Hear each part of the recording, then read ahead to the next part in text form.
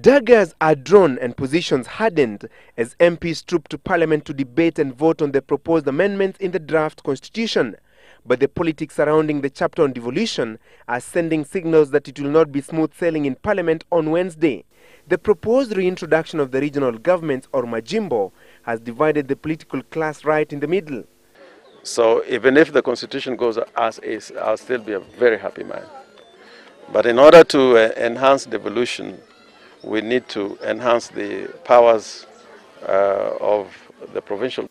Even political pundits admit that devolution is a tough nut to crack, and unless handled carefully, the campaigns that characterized the 2005 referendum could play out yet again. In this particular case, our position should be no consensus, no referendum. Because if we accept this constitution as it is and there is no consensus around it, at least 80% consensus level, then we'll make the referendum the battlefield. The theatres of play will move. Already, ODM, the party that on paper has a numerical strength in Parliament, is rooting for a three-tier devolution with 8 regions, or Majimbo, based on the existing provinces and between 74 to 80 counties. But the matter has been complicated by a group of MPs who are allied to the Agriculture Minister William Ruto. The group is pushing for a three-tier devolution with 25 regions and a maximum of 80 counties. The MPs are convinced that this is the best way to enhance equitable sharing of national resources and power.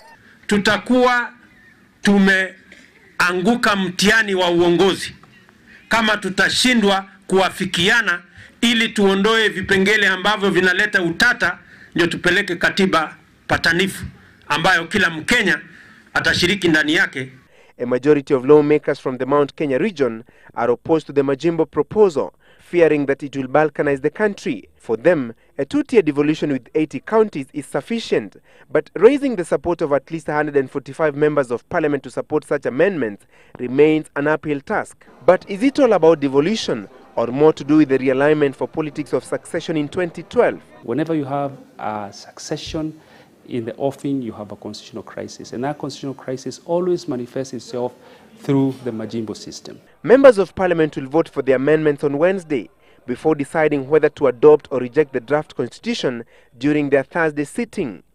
Devolution remains the most contentious issue in the draft constitution, and as the proponents of Majimbo try to marshal the requisite numbers, it will be critical to note that the search for a new constitution could be made or broken over this single issue. Francis Gashuri, Citizen Live at 9 in Nairobi.